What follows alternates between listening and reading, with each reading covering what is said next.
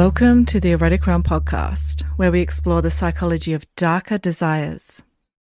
I'm Em, and if you're new here, welcome.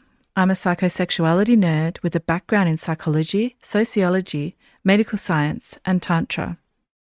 I'm also in a 24/7 collared relationship, and I created this podcast with the mission of humanizing kinksters. Join me here for one-on-one, in-depth conversations as we explore the fascinating world of eroticism, one erotic realm at a time. If you love what we're doing here in the Erotic Realm, I'd like to ask you a quick favour. Can you follow and rate the show wherever you listen? It helps the show reach more people like you. And if you haven't yet, I'd love if you could subscribe to my Substack, Psychology of Desire. This is where I go even deeper into the science and symbolism of desire, archetypes, and erotic evolution. You'll get access to articles, unique surveys and research, and behind-the-scenes access to everything I'm building. Simply visit psychologyofdesire.substack.com. I'll see you there. And now, for today's episode. The following episode is a deeply personal one. In this special 40th birthday and 1-year anniversary episode of the Erotic Realm, I step out from behind the interviews chair to explore why I built this podcast and what a year of listening to people's erotic lives has taught me about desire, power, and the erotic mind.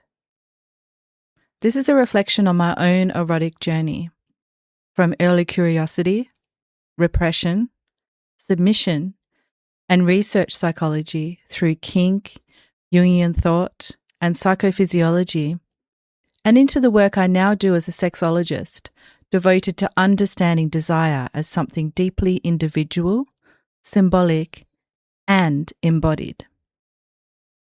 We explore why erotic storytelling matters, why kink is so often misunderstood, and why taking desire seriously is not indulgent, but psychologically essential. I also talk about my own eroticism, peak erotic experiences, answer some listener questions, and give you an insight into some of what the future holds for the Erotic Realm podcast and the Psychology of Desire brand. This is an episode about turning 40, not as a crisis, but as a threshold. About moving from proving to integrating. And about why the erotic realm exists at all. I'm just getting started. Enjoy. Hi everyone, and welcome to the Erotic Realm Podcast. Today we have something a little bit different for you. This is the celebration podcast of my 40th birthday. So I am now 40, and I thought that I would take this moment to reflect on the last 40 years, who I am, and share with you my erotic realm. So I will be the only voice that you hear today. It's just me and you exploring everything about me. So, who am I? I am Emma. I'm also known as Sorceress on FetLife. I am a cis female, a switch, and I have explored both my mistress side and my submissive side a lot throughout my adult life. I'd also consider myself somewhat of a fetish spanker and spankee. And my top kinks are spanking, mindfucking, and exploring someone's or my own erotic realm and pushing the edges or exploring untapped fantasies and just learning about themselves or yourself through that process. That's what really gets me going. I'm also a bisexual, so for me, I classify myself as bisexual and not pansexual. A lot of people have moved from bisexual to pansexual in the last 10 or so years because they feel like that encompasses their sexuality better. For me, I chose to stay as labeling myself as bisexual because it feels more right for me. So in terms of what I'm attracted to really feminine women and really masculine men. So for me, bisexual makes sense in that way because for me it is quite split in terms of gender. In terms of my switchy self, that actually changes across the genders as well. I find that I am 100% a top with women. So I don't really switch with women at all. I've always been curious to see if I would meet a woman that I felt submissive to, but that has not happened yet. And in terms of men, I have found that I'm much more switchy with them. And again, I tend to be dominant with most men that I meet, but my preference is to be in a relationship with a man that I feel predominantly submissive with. And I'm lucky to be in a relationship with one that I feel that natural submission towards. So that's a little bit about my sexuality. I normally ask people at the start of the podcast a little bit about their life outside of their sexuality. So I've jumped ahead a little bit because of my excitement. So let's just go back and I'll share with you a little bit about what I get up to when I'm not exploring sexuality through the podcast or my writing on Substack. So my day-to-day is usually involves waking up. I get my breakfast for my sir. I serve him before he goes off to work. And then I'm usually sitting at my desk at 7 o'clock. I really love writing and researching. So I'll do that for a couple of hours. This is my ideal day, by the way. It's not always like this. And then I'll go to morning yoga or evening yoga. I love yoga. I am not being dramatic when I say that I feel like it has saved my life on more than one occasion, bringing me back to myself, bringing me into my body and giving me strength and flexibility and increasing my mental health, which it has been absolutely incredible for. I am one of those people that suggests it to anyone and everyone if they haven't tried it, just in case they get the same outcomes as I have. So yeah, if I do morning yoga, I usually come back, I will write some more. I listen to podcasts. I love learning. I'm always learning about things like ancient civilizations, psychology, more recent history. I also love comedy and current events as well. After some more writing, I like to walk. So I normally walk 8 to 10 kilometers a day.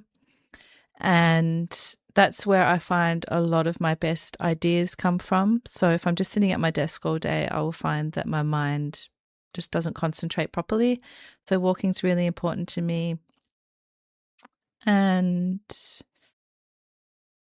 aside from that, I really love hiking, going on camping trips, and going out to restaurants. I love fine dining. I love getting a bit wanky with wines and enjoying them and pairing them with food. And I also like traveling when I can. And spending time with family and friends. But I'm a huge introvert, so I spend a lot of time alone in my mind. So normally I'd ask my podcast guests a little bit about their younger years. So what would you like to know about my younger years? I was an intensely curious child. I would read the encyclopedia for fun, super nerdy, I know. And I was so curious that I would have meltdowns about not being able to know everything already.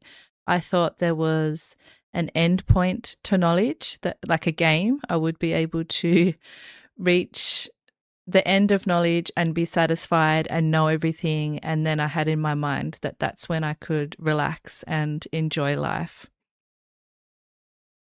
which of course I have come to understand isn't possible. And I'm actually really grateful that no matter how much I learn, there's always more to learn, because it keeps life interesting and means that my curiosity will always exist. So because of my intense curiosity, I landed on studying psychology, because I figured to understand the world that I live in as completely as possible, and that was my goal, the most logical place to land is studying humans, so I could understand myself and those around me and the world as it is. So let's fast forward to me making my way through school, and it's now my final year of my psychology degree. I was doing my honours in psychology, and it was really interesting. It was a research project.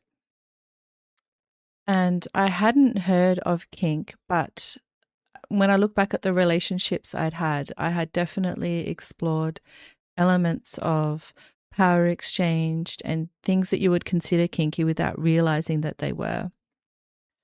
But I'd never heard of BDSM and the kink world until I was about 21 and in my honours year of psychology. And I met a particular person who told me about FetLife. This was pretty much the year that FetLife was created, 2007, 2008.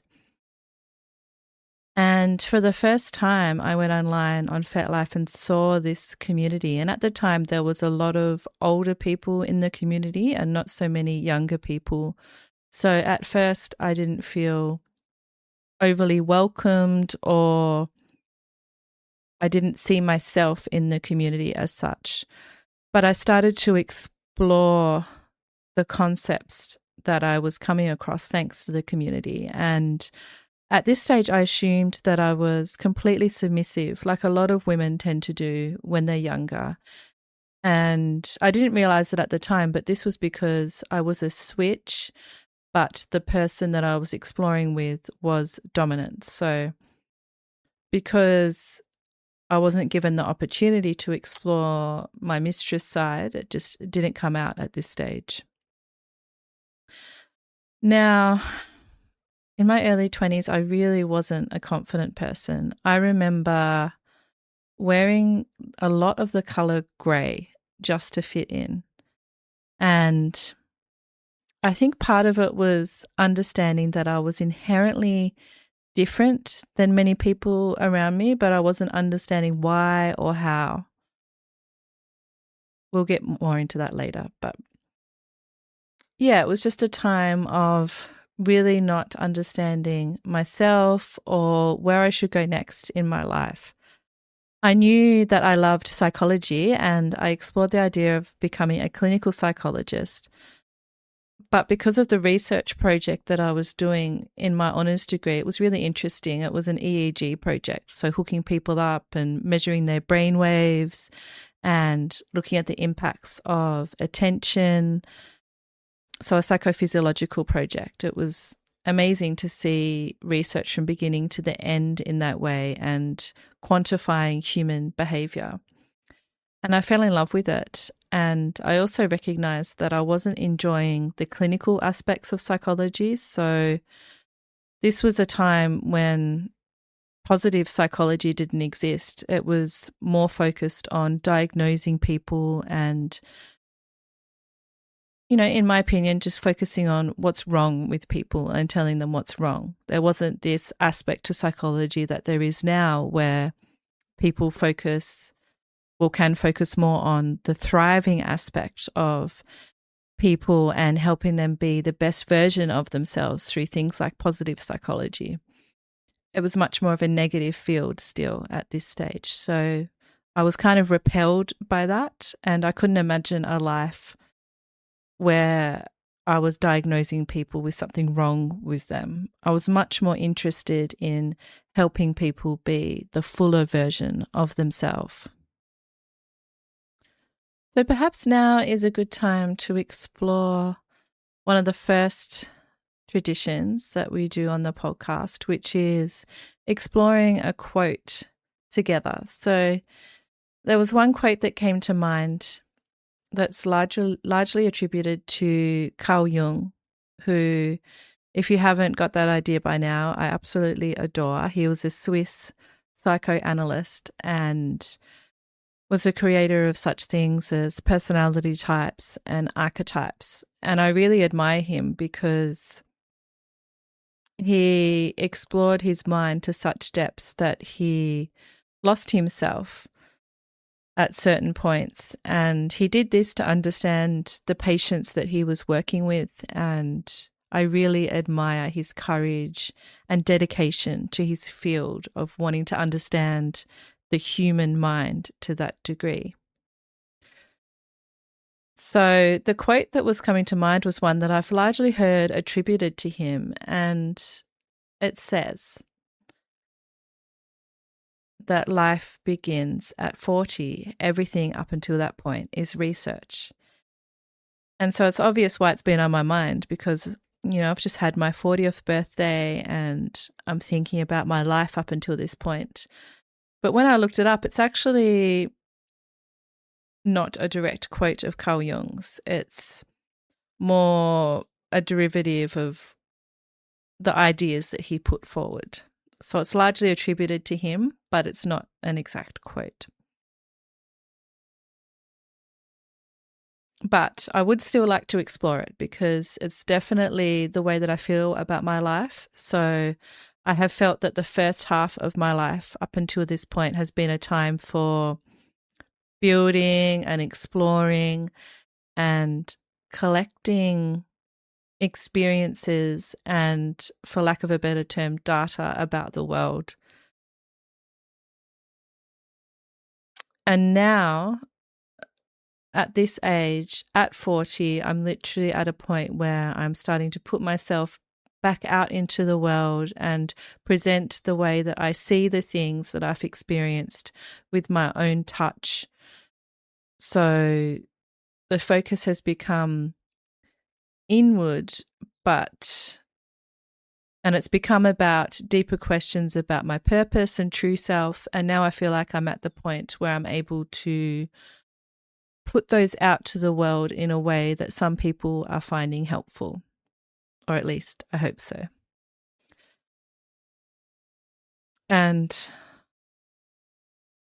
Jung also believed that the second half of life is where the real work of psychological transformation begins. So focusing on integrating all aspects of the self, including the shadow. And I really feel like that's what I've been doing over the last 5 years and will continue to do so for the rest of my life, integrating all of these different parts of myself that I've been lucky enough to explore through my travels and through my experiences. So I'm really excited to do that more and to help other people do that too.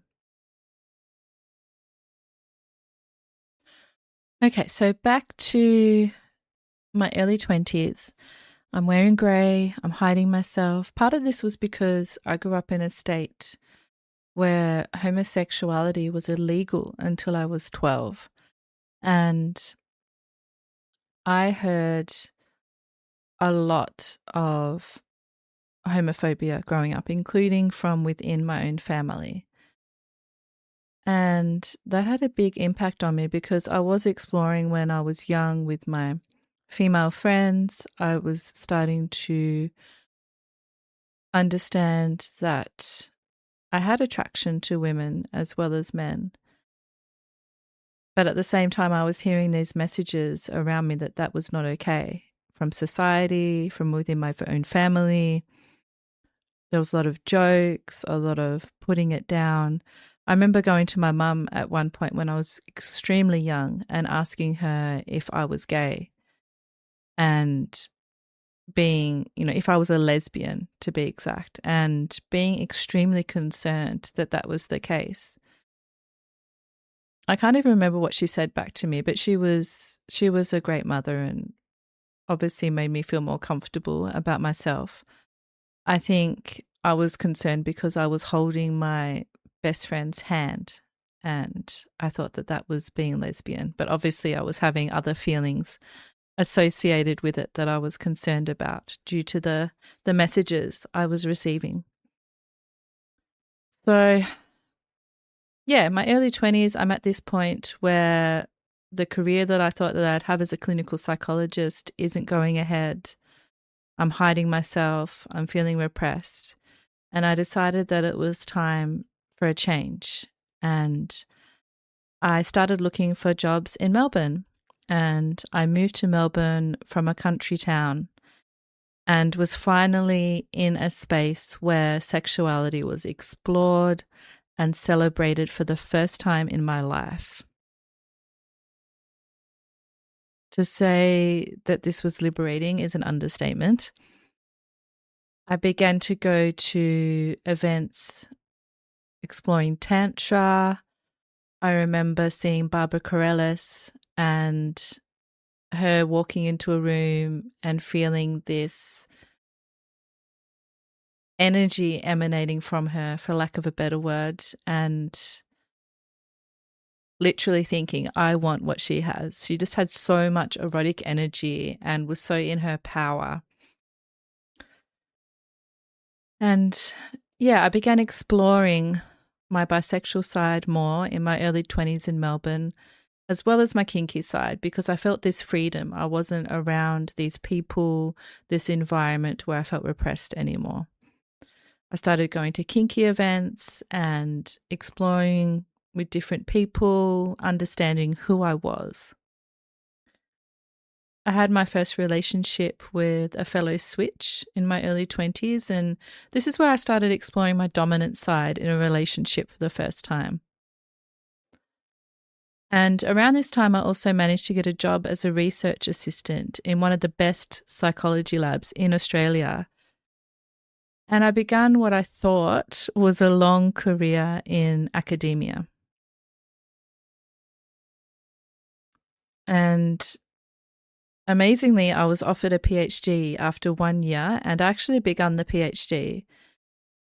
And to supplement it during this time, I was working as a medical scientist at a sleep laboratory as well. So I was heavily involved in psychophysiological science and research, which had been my dream. I had idolized academia, and during my psychology studies, quantitative science had been the closest thing to a religion for me. I wasn't brought up religious, but having been such a curious child and wanting to understand the world and work it out, I was so excited to learn about statistics in my first year of my psychology studies because I felt like I finally had a way to understand the world. In my mind, if I could fit the psychology of humans into neat little boxes and quantify their behavior, I could find out truths, and my childhood desire for ultimate knowledge would be sated. So I thought I'd found the thing. And this was blown apart by the second year of my psychological studies when we were informed in a statistics class that stats and numbers were not inherently objective. I was absolutely horrified because of human involvement, people often have bias in their stats that they use and how they analyze their data. And yeah, it was literally like losing my religion. So yeah, I remember being academically heartbroken, and again, this same feeling happened during my time at my PhD. I was looking around me at the academics working in their fields and really appreciating how hard they worked, but also coming to understand that, one, it was an incredibly cutthroat industry. Two, there was less and less funding available, and this was 20 years ago. It's even worse now. So I saw my PhD supervisor working her ass off and not getting funding, even though she'd worked for countless hours towards different projects. And thirdly, the original idea for my PhD that I was promised was to go into MRI studies. And I was really excited about that because I was imagining myself becoming a kind of brain research specialist and exploring the mind-body connection further. But due to the funding cuts and equipment issues, the MRI part was taken out of my PhD, and it became more of a pure physiology PhD looking at lung physiology. And I had to make a really hard decision. Did I want to become an expert in lung physiology, or did I want to leave and somehow find my way back to my passion of psychology and the mind and human behavior? And so I had to make a really hard decision and leave academia, leave a prestigious position,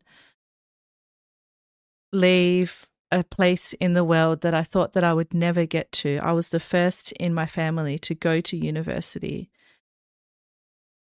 And that was incredibly, incredibly hard. My mental health was struggling at this time. I thought that my path ahead was well known, well worn, and something that I just had to put one foot in front of the other and I would achieve what I wanted. And all of a sudden, the path was not known.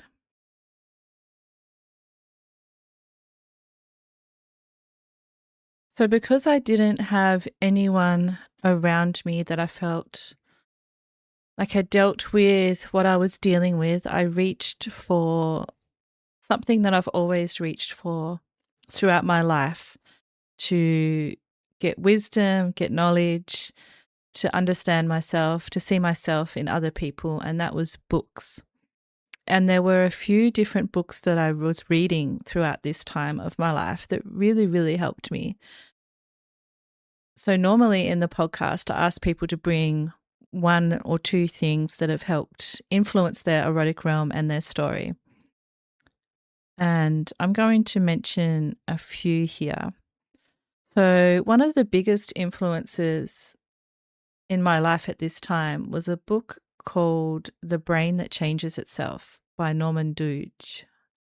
I hope I'm pronouncing that right. And I read this on my first holiday in Thailand around this time. And I still remember the beach that I was sitting on when I realized that the brain was plastic and that neuroplasticity is a thing. So this was a recent idea in neuroscience at the time, and it gave me so much hope and curiosity. And it was also where I learned about Ramachandran's study, which led me to understand foot fetishes on a deeper neuroscientific level. And this is an idea that I explored in a Substack article about foot fetishes, including where I made the first proposal I've seen as to why there are predominantly male foot fetishists and not many, if any, female foot fetishists. I'll link the article in the show notes below if you're interested. But what I'm getting at here is that up until this point, I thought that the brain was set, that after a certain age, we were told that, neurons start getting cut off, shedding neurons, shedding parts of the brain that aren't being used. There was this idea that you couldn't teach an old dog new tricks. And to read this at about the age of 25 and to learn that the brain does change itself, it can reshape, it can reform. There is life after 25, basically, and to see that in a neurological basis was really inspiring to me and really helped me continue to forge my own path. Along with reading about several other maverick scientists that really forged their own path in their field. So one of these was Oliver Sacks.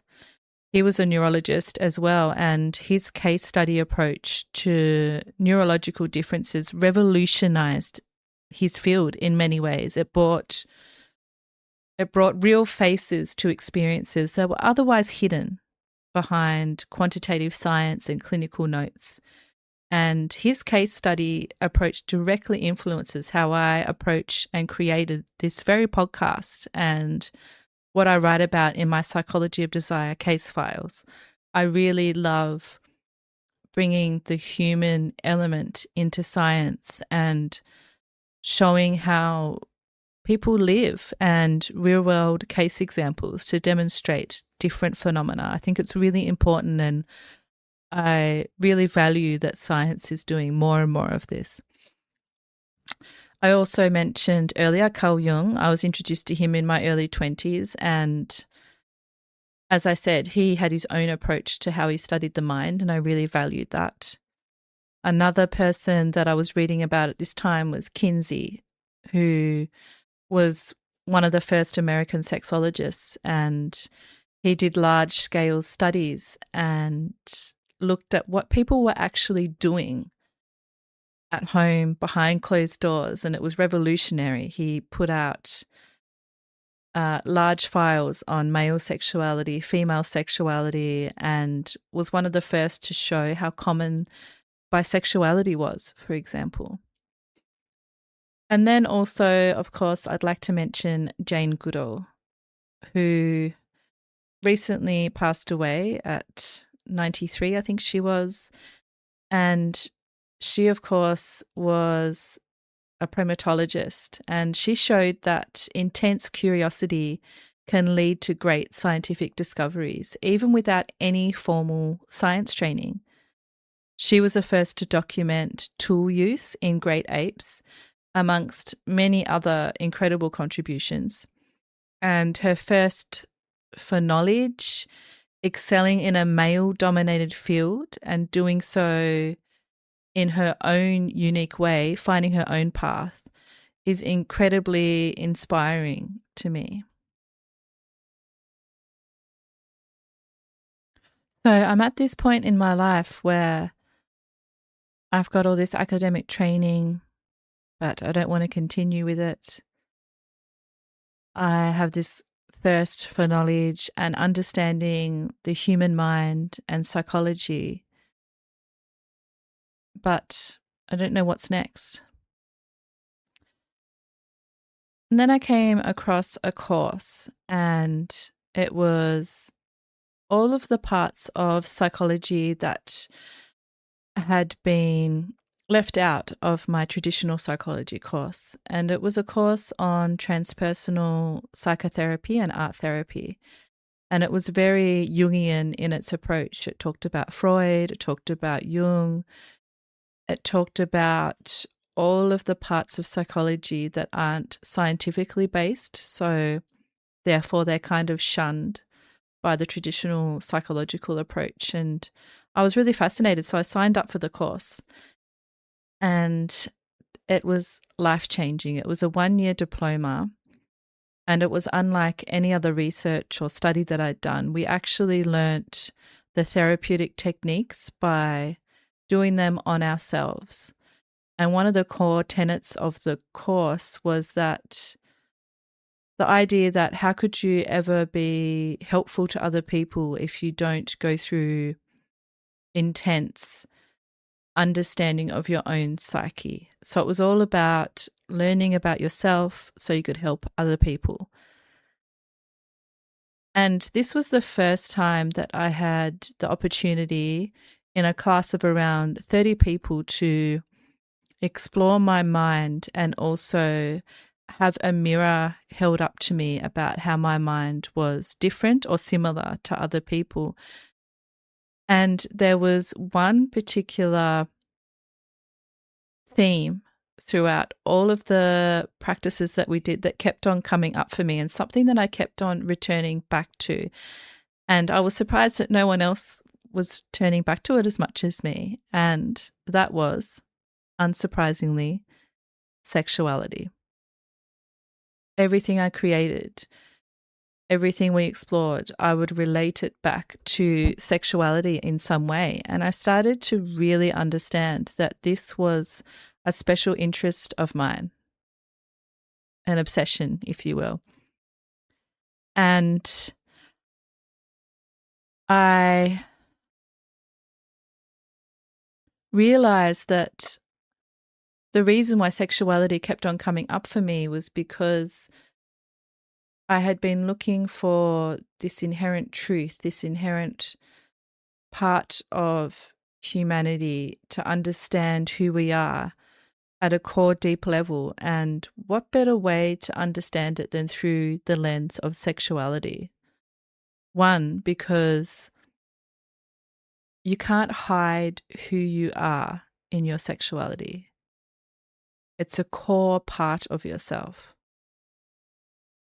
And two, you can't change your sexuality. Many people have tried. We've all heard of conversion therapy and its failures. Who you are in your sexual self is who you are. And I love the inherent truth of that. So I decided that that was something that I wanted to explore more and deeply. And I was inspired by all of these people I was reading about that forged their own paths, and some of them were doing ethnographic research. So that is a form of research where you immerse yourself in whatever you're researching. If it's a culture, a group of people, you immerse yourself in it to understand it. And I decided that that was something that I wanted to do somehow for sexuality. And at this time, I met a woman through the course who was studying Tantra overseas. And she told me about this particular yoga school where they were studying Tantra and the focus was on sexuality. And it sounded incredible. But at the same time, I had this scientific mind still and didn't really believe the things that she was telling me. But I decided that I would go for 1 month and explore Tantra and make up with my own mind, do my own experiment and see if any of the claims she was making about moving energy in your body or some of the sexual experience she was having with herself and with others had any truth to it. So I went, and it was life-changing for me. One, because of the experiences that I had, I did manage to have intense erotic experiences throughout this time. But secondly, I was also around other people that were like me. They were obsessed with sexuality as a lens of understanding the world and wanted to explore it in all its forms and understand it. And it felt very much like home. And so began my exploration of everything to do with sexuality. So for the next 6 or 7 years, I spent my time traveling, studying Tantra in India, Thailand, studying different forms of dance in Berlin, and also immersing myself in the shadow aspects of sexuality. So I was working in strip clubs. I was training with Anne Onomus, who wrote the book The History and the Arts of the Dominatrix, who's based in Melbourne, and I was exploring how to be a dominatrix with her, forming my dominatrix self. I was exploring the light version of sexuality through Tantra, the darker through the dominatrix, talking to people in the strip clubs, in the kink clubs that I was going to, trying to understand why people were there. What were they seeking? What were their desires? What was missing from their life? Why were they in these spaces? I was writing a lot, researching a lot, and exploring a lot. And these 6 or 7 years have formed the basis for a lot of the work that I'm putting out into the world now. And it actually formed the basis for why I created the Erotic Realm Podcast. Because each and every single person that I was talking to, I realized just how different and unique their stories were. Yes, there were similar themes across people, similar symbols, similar erotic ideas emerging, but everyone was so unique and wonderful, and I couldn't get enough of talking to people. I just wanted to understand each person that I spoke to. And I wanted to share this with the world. So this podcast is a celebration for my 40th birthday, but also a celebration recognizing 1 year since the beginning of the Erotic Realm podcast.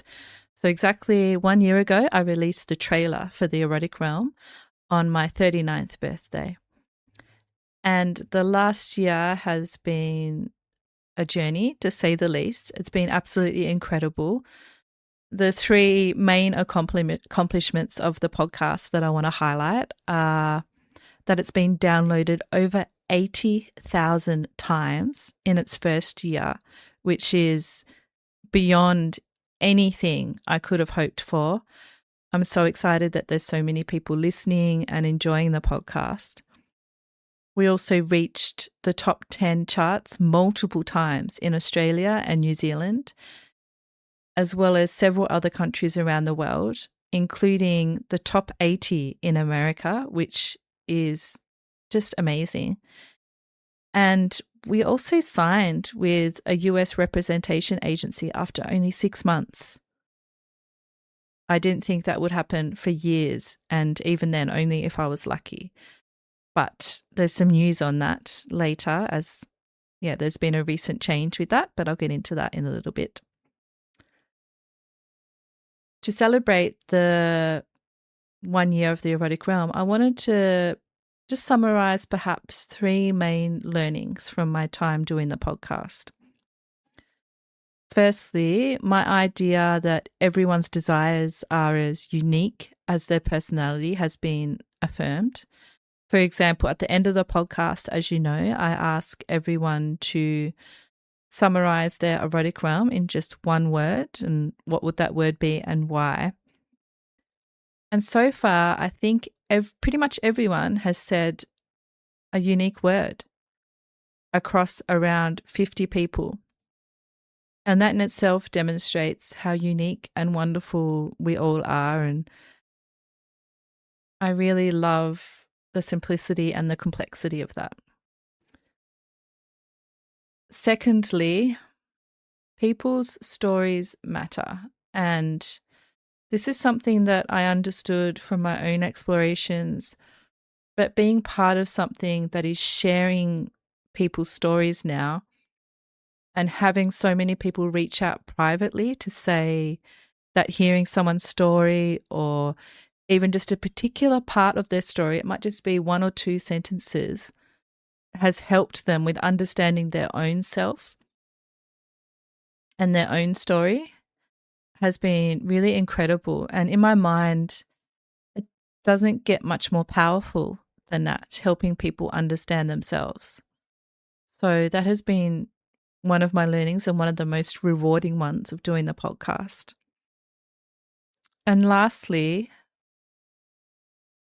I've just realized that this is something that I won't get sick of, and I'll happily do it forever. Talking to people about their desires, their stories, the psychology of their eroticism is something that I was doing all around the world for free. I started this podcast doing it for free. I will continue to do it. And my only hope is that more and more people will come along for that journey with me. But regardless, I will be here doing it. And I'm just really excited to meet more people and hear from more people and explore their erotic realms with them.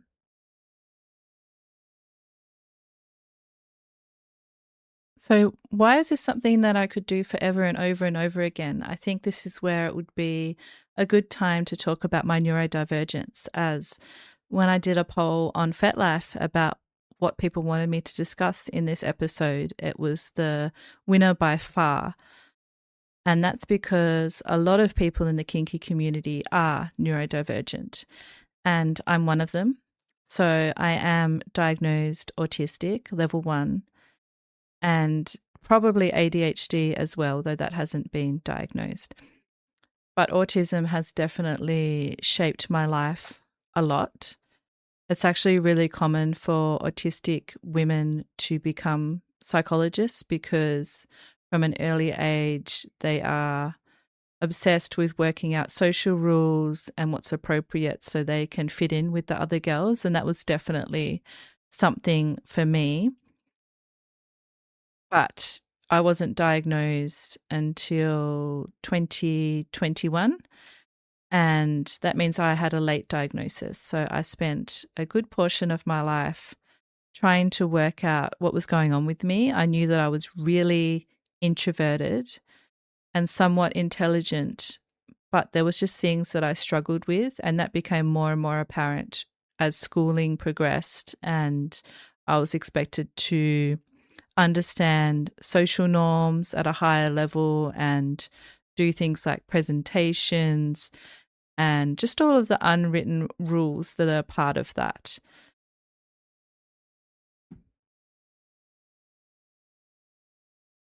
So my diagnosis was a little bit uncommon because it actually came about as I tracked down one side of my family that I did not know much about at all and realized that I had a lot in common with them, and most of them were diagnosed as autistic at different levels.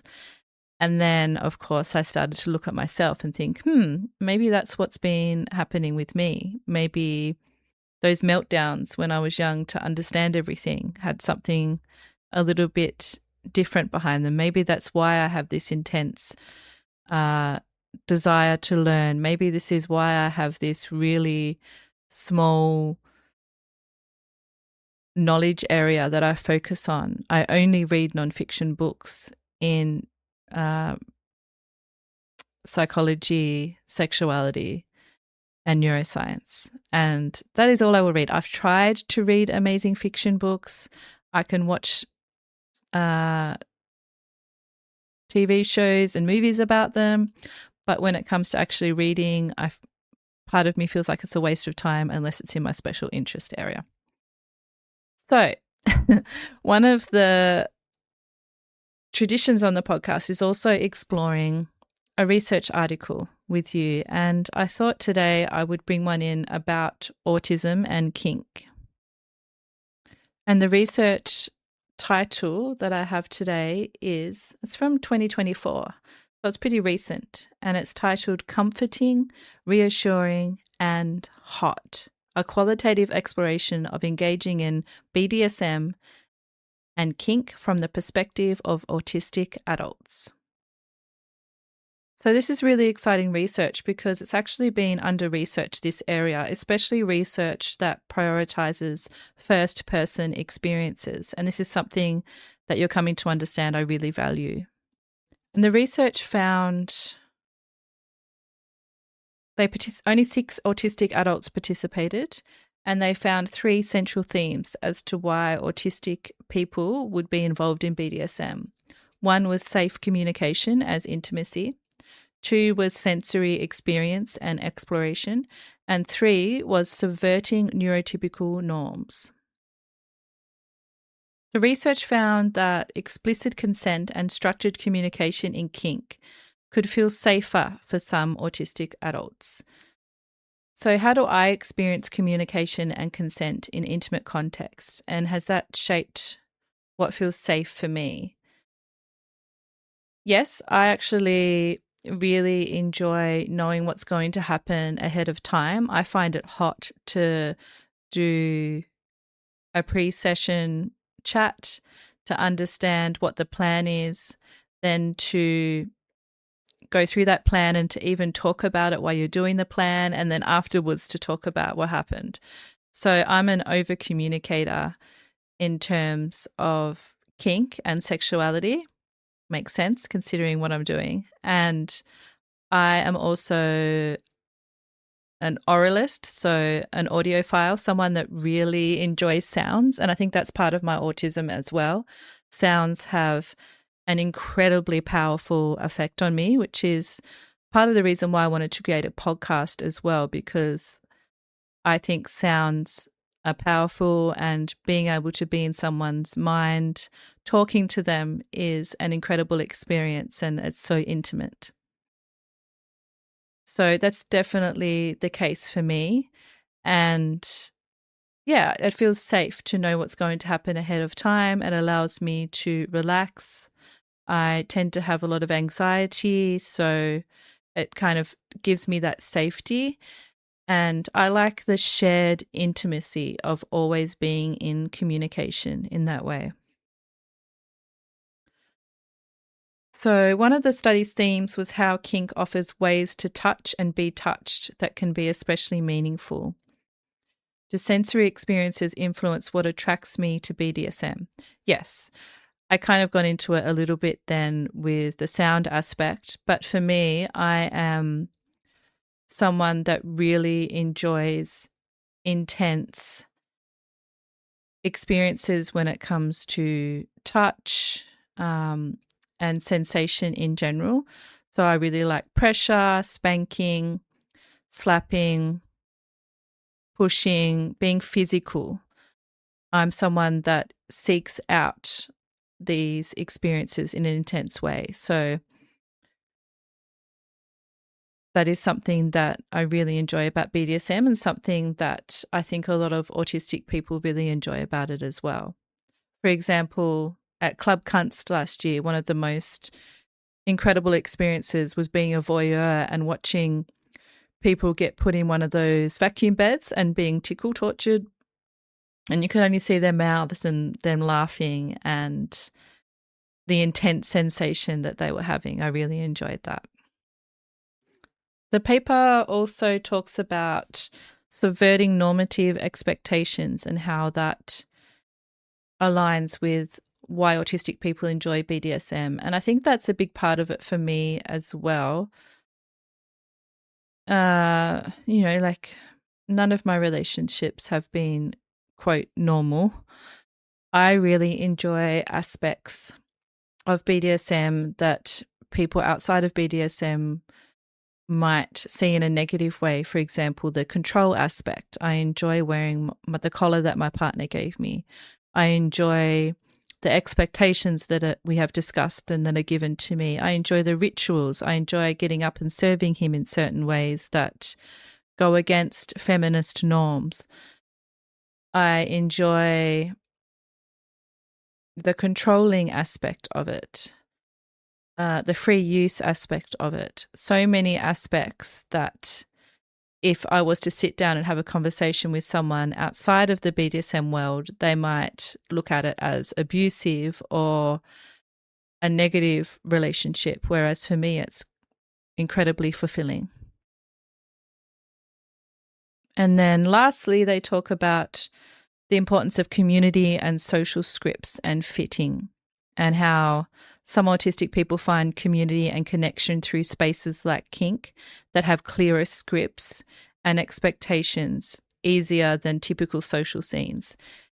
That's definitely true for me. I feel incredibly comfortable in kink events and spaces because I understand the rules more fully, the expectations of me and others, and I really enjoy that aspect of it. I enjoy hierarchy. I enjoy looking around and understanding some of the dynamics between people by looking at what's happening. And I find it more honest in many ways. So that's definitely something that I have enjoyed about being part of the kink world. All right, so this might be a good place to do the listener questions. So I have 3 listener questions here from people on FetLife when I asked them to let me know what they would like to know about me in this episode. The first question is, can you please discuss the kinks that you have not yet been able to explore, but which you find fascinating nevertheless? In other words, what have you not yet done that you would like to do? I think this is from Lenny. So hi, Lenny. Oh my goodness. There is so much that I would still like to do. And I'm always surprised I've been exploring this world for 20 years now and pretty in depth. And at least once a week on FetLife, I will see some equipment or a setup of a scene or someone just doing something that I haven't thought of before or haven't seen before. And I'm always astonished when someone says that they've done it all or seen it all, because I still haven't, and I've been trying to get to that point. As you may remember from my childhood, I'd love to get to the point of all knowledge in terms of kink and sexuality, but I don't think that's possible. So yes, there's many things that I'd like to explore. One of the things that me and my partner have been discussing about, which will take some more discussion and some building up to after Ancilla's episode, when she talked about, being locked up for 2 weeks and the intense psychological impact that had and where she went in her mind. Me and my partner both found that idea hot. I would not be up for 2 weeks, but even just being put out into the dungeon for a few hours and my partner coming and going as he pleases and just playing around with that, that's something that I'm looking forward to doing more of. Yeah, it's going to take a while to build up to, but definitely it's on both of our minds and something that we will explore at some point in the future. The second listener question is, how did your childhood shape your career and who you are now? I think I've pretty much covered this with how intensely curious I am, my desire to understand humans, and how I think sexuality is the most potent lens for that. And that has incredibly shaped who I am and what I'm doing. I would say that has been a theme that's run throughout my life and will continue until I die. So it shaped me a lot, as I think all of our childhoods do. Okay, the last question is, how has your erotic realm evolved over time? Has your professional focus on the intellectual and scientific side of sex and kink had any positive or negative impacts on your personal life? So the first part, how has it evolved over time? Well, I mentioned that I thought I was purely submissive, and then through all of my adventures, I trained as a dominatrix and found my mistress side, and now I identify as a switch. So that's probably the biggest evolution that I've had in terms of my erotic realm. Yep. How has my professional focus on the intellectual and scientific side? It's really hard to, my professional and personal lives are intertwined in a lot of ways. Has it had any negative impacts on my personal life? When I was traveling, working in strip clubs, exploring the shadow side of sexuality, it was harder to have a long-term relationship, but that was something that I was willing to give up at that point in my life for my focus and what I was learning about. I would say that now all of my professional focus only has positive impacts on my personal life. I'm out to the people that matter in my family. I have support from them. I don't talk about my work in depth at Christmas, for example, but that's okay. That's once a year. The rest of the year, I don't feel like I need to diminish or repress anything about myself, and I'm really proud of that. And everything that I've learned, everything that I've experienced only makes my personal life and my relationship that I'm in now richer. So I'm really grateful for it. Okay, now for one of the best parts of the podcast, in my opinion, and that's where I ask people about a peak erotic experience that they've had. an experience that just really ticked all the boxes of their erotic realm and their desires, and it's just something that's really stayed with them.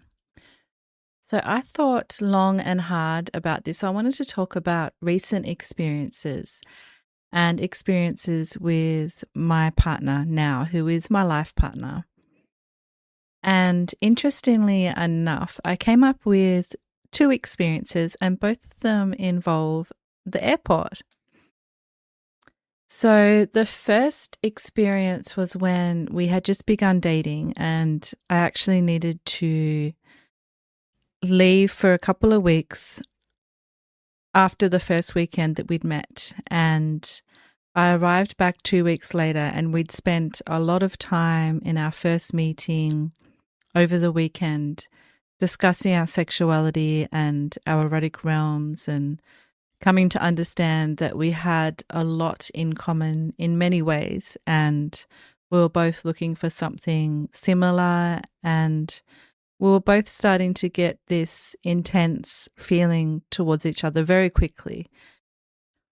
And during the time of that weekend, I remember expressing to him that I was a giver in all of my relationships, and because of my desire to explore other people's erotic realms and my love of mind fucking and being a giver, I had often found myself being the person in the relationship that offered the other person exploration of their fantasies.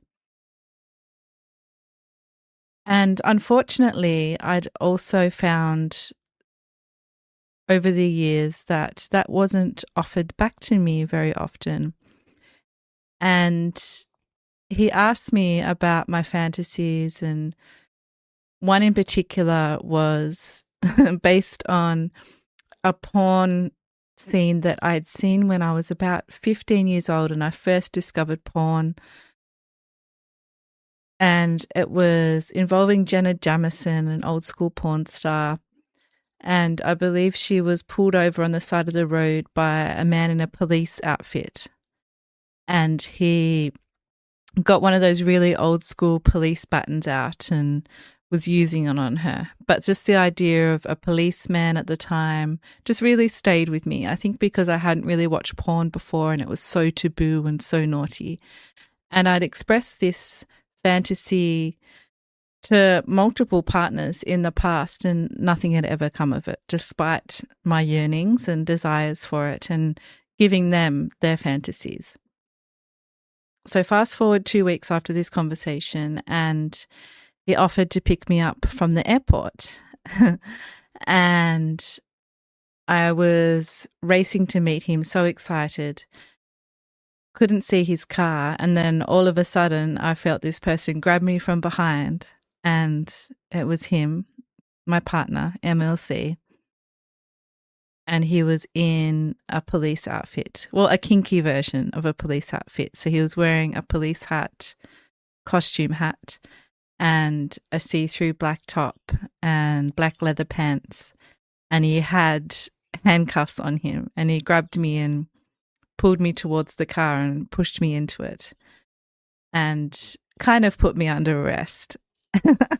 And I'm sure you can hear my smile now, but just the fact that he listened, he was so wanting to give me that fantasy straight away. I had no issue with doing it, wanted to demonstrate that he was a listener, a giver, and yeah, just interested in role playing and having a lot of fun. It was one of the most erotic moments in my life for all of those reasons. And it didn't even involve sex. It was because it was so meaningful for all of those moments that I just explained to you. So that was the first that involved the airport.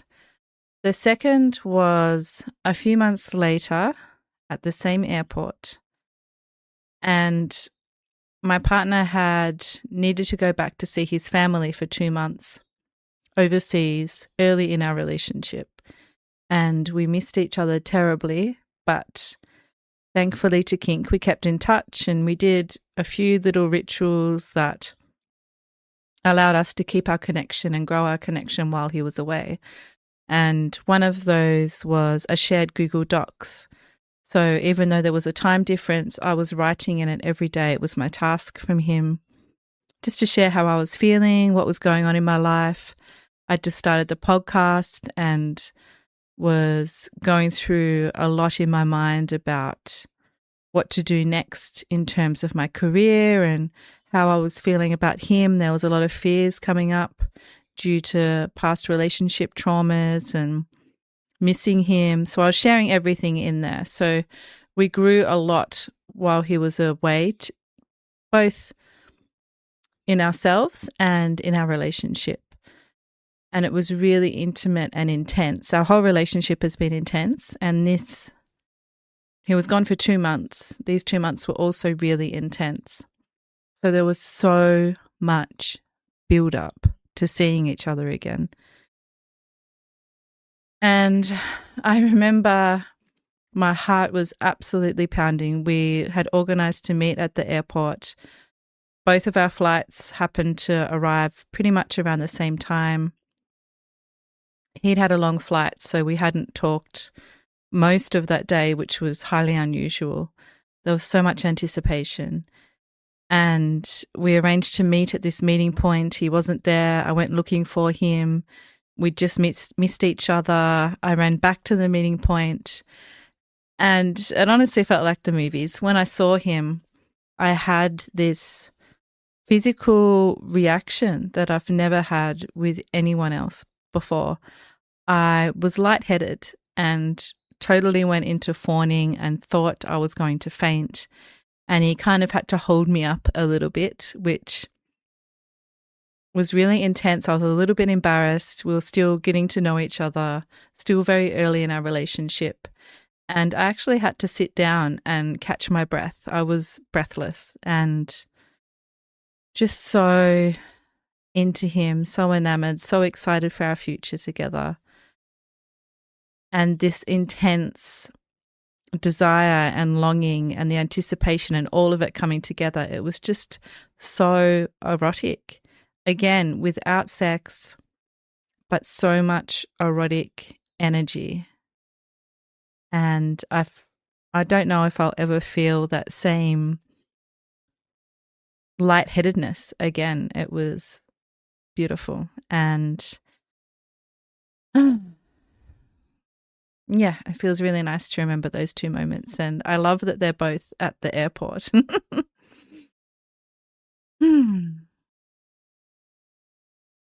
Okay. So I've covered a fair bit so far about my erotic realm, my journey to being a sexologist, and where I'm at now. I'd just like to finish this off by chatting about where I want to go in 2026 and beyond, and what you can expect from the Erotic Realm podcast and my Psychology of Desire brand overall. So the last 5 years since I completed that shadow work and exploring my dominant side and tantra and all of that ethnographic research that I did, the last 5 years has really been spent on honing in on what I wanted to specialize on in sexuality. Okay, sexuality is my thing, but I needed to work out what it was, what aspect of sexuality that made sense to me. I'm such a sensitive person that I didn't want to, although I would love to, I didn't want to help people through sexual trauma. I take on too much if I try to do that. So I knew it wasn't that. I knew that I loved speaking with people about their sexual desires and helping them understand themselves and explore themselves. So I really went with what lit me up, and I finally settled on the Psychology of Desire about a year ago. And this was because, like I've said, I found that Everyone has a desire template that is just so unique to them and so wonderfully different. And I love helping people uncover that about themselves. So this is my gold. This is the thing that I want to spend the rest of my life doing. And that is desire profiling. Helping people profile their own desire, being able to explore what it is that turns them on, being able to communicate that with partners, and being able to move forward in their life in a way that feels authentically them and that gives them deep satisfaction. And that is where I'm heading towards next year. So with the Erotic Realm podcast, I want to continue chatting to people, showing people different desire profiles through every single erotic realm that we explore, as well as offering desire profiling as a separate experience that I do with people one-on-one through a mixture of a survey that they'll fill out and then a one-on-one video or audio conversation, and then providing them with a desire profile at the end.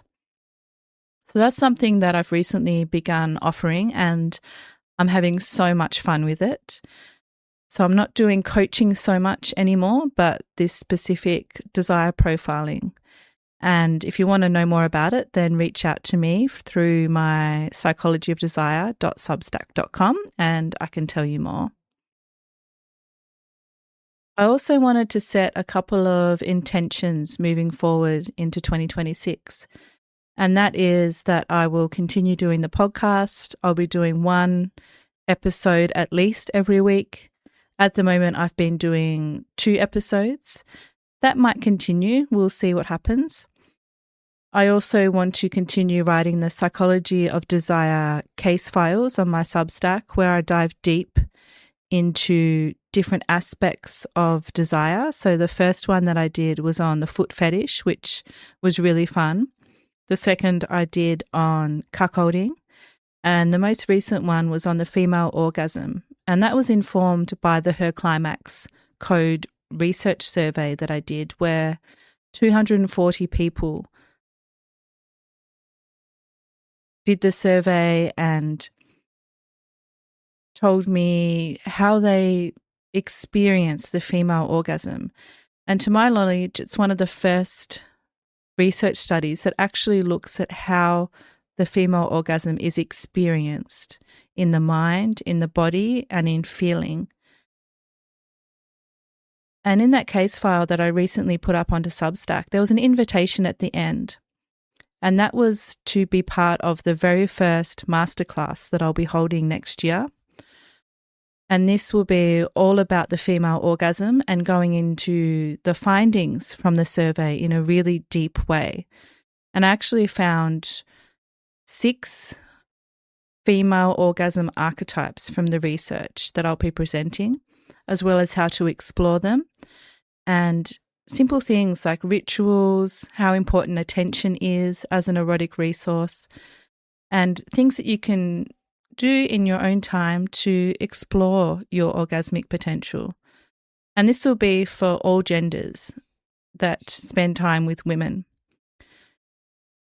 And that's really exciting because that'll be the first masterclass that I offer. But I plan on doing a Psychology of Desire masterclass series where I'll be doing live events throughout the year, probably one every couple of months, and they'll be on various topics, whatever I'm obsessed with at the time, and they'll be informed by my research, the surveys I put out on the Substack, the people I chat to on the podcast, my own experiences, and whatever else I'm diving into at the time. And I'd love to invite you to be part of that. If you sign up to the Substack, you will be able to be informed of those as soon as they're announced. And I'll put a link to that in the show comments. And lastly, I just want to mention what's been happening with the representation agency that I signed with after 6 months. I mentioned this earlier in the podcast. And I was so excited to sign up with them. I was also a little bit wary because of the content of this podcast, and there's often issues with sponsors because they don't want to sponsor such a full-on sexuality podcast, let alone one that explores darker desires like we do here. And unfortunately, even though they had told me that things would be fine and they had sponsored other sexuality podcasts before, the rules of the people that govern them above changed in the last couple of months, and they weren't able to represent me in that way anymore. So the podcast is now completely independent again, and as such, I'm relying more so on people supporting the podcast through following it on whatever platform you're listening to it, rating it, and leaving comments on any episodes that really speak to you or make you feel something. All of that really helps it spread and reach more people. And also, if you're able to, you're more than welcome to come over to the Psychology of Desire Substack and become a paid member. And this will give you the knowledge that you're helping the erotic realm continue and stay independent. Help me do all of the erotic psychology research that I have planned, running the events, diving deep into the case files, and you'll also get huge discounts on anything that I release, any of the courses or the live events. The last course I released was actually free to paid subscribers. So I would love it if you could help out and help this continue into 2026 and beyond. And lastly, I'd just like to say thank you so much for being here, for being part of this journey. And I couldn't do it without your support. I'm really excited to see where this goes, what happens with the podcast and the Psychology of Desire brand. And I'd like to extend an invitation to any of you that would like to come on the podcast and share who you are, your erotic realm with the world, and what it's like to be you with your psychology and your desires. So you can find a link to that in the show notes as well. There's just a form that you fill out if you want to be part of the podcast, and I'll be in touch. I look forward to chatting to you, and I look forward to releasing more episodes and taking this journey with you. I'm Em, and this has been the Erotic Realm Podcast. Thank you for listening to the Erotic Realm. If this episode stirred something in you, please take a moment to follow the show, leave a rating, or write a review on wherever you're listening. It helps more people find the show and brings visibility to this deeper conversation about eroticism and self-understanding. I'd also like to invite you to dive deeper into the Psychology of Desire, including my writing, research, and upcoming courses over at psychologyofdesire.com. And if you want the full experience, join thousands of curious minds on my Substack at psychologyofdesire.substack.com. This is where I release the Psychology of Desire case files, behind-the-scenes thoughts, and intimate reflections every week, plus more. Until next time, stay curious, stay embodied, and keep exploring. Also, as always, stay perverted.